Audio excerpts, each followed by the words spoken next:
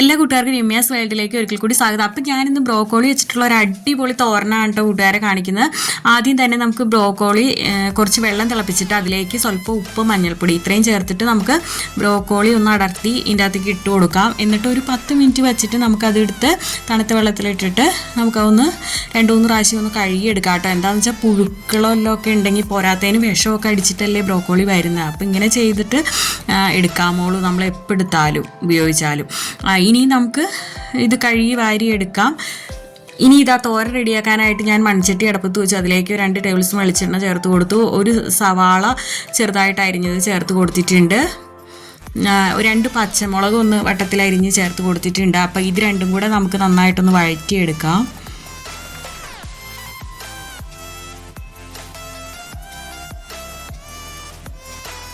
ഒരുവിധം വഴന്ന് വന്നപ്പോൾ അതിലേക്ക് മഞ്ഞൾപ്പൊടി ഞാൻ ചേർത്ത് കൊടുക്കുന്നുണ്ട് കേട്ടോ.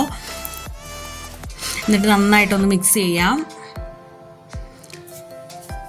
മഞ്ഞൾപ്പൊടി എല്ലാം മൂത്ത് വന്നപ്പോൾ നമ്മൾ അതിലേക്ക് ഞാനിവിടെ ബ്രോക്കോളി ഒന്ന് നുറുക്കിയെടുത്ത് വെച്ചിരുന്നത് ചേർത്ത് കൊടുക്കുകയാണ്. അപ്പം ഞാനിത് തീരെ പൊടിയായിട്ടൊന്നും അരിഞ്ഞെടുത്തിട്ടില്ല കേട്ടോ കൂട്ടുകാരെ. എങ്ങനെ വേണമെങ്കിലും കൂട്ടുകാർക്ക് വേണമെങ്കിൽ അങ്ങനെ ചേർക്കണമെങ്കിൽ അങ്ങനെ ചേർക്കാം. അപ്പം ഞാനിപ്പോൾ ഇന്ന് സ്വല്പം വലുപ്പത്തിലാണ് കേട്ടോ ബ്രോക്കോളി നുറുക്കി വെച്ചിരിക്കുന്നത്. അപ്പോൾ അത് ചേർത്ത് കൊടുത്തു. ഇനി ഇത് നമുക്കൊന്ന് അടച്ച് വെച്ച് വേവിക്കാം. അപ്പോൾ ഇതാ ഇടയ്ക്കൊന്ന് തുറന്ന് ഇളക്കി കൊടുത്താൽ മതി. ഇപ്പം ഇതാ നമ്മുടെ ബ്രോക്കോളി എല്ലാം നന്നായിട്ട് വെന്ത് വന്നിട്ടുണ്ട്. അപ്പോൾ നമ്മളിത് സൈഡിലേക്ക് മാറ്റി വെച്ചിട്ട് നടുക്കായിട്ട് 2 മുട്ട ഞാൻ പൊട്ടിച്ചൊഴിച്ച് കൊടുത്തിട്ടുണ്ട്. അതിലേക്ക് സ്വല്പം മഞ്ഞൾപ്പൊടി, ഉപ്പ്, പിന്നെ ക്രഷ് ചെയ്ത കുരുമുളക്, അപ്പോൾ ഇത്രയും ചേർത്ത് കൊടുക്കുകയാണ്. ഇനി ഇത്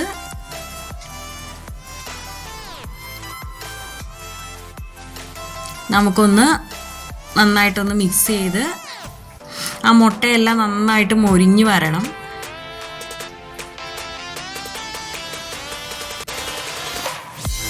അങ്ങനെ ഇതാ നമ്മുടെ മുട്ടയെല്ലാം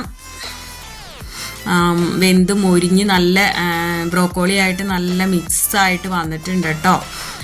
അപ്പോൾ ഇങ്ങനെ ഉണ്ടാക്കി നോക്കാത്തവരെ ഉറപ്പായിട്ടും ഒന്ന് ഉണ്ടാക്കി നോക്കിക്കോളൂ കേട്ടോ കൂട്ടുകാരെ. സാധാരണ ബ്രോക്കോളി കഴിക്കാൻ എനിക്കും മടിയാണ് കേട്ടോ. ഇത് ഈ ടേസ്റ്റ് എല്ലാവർക്കും ഇഷ്ടപ്പെടില്ല.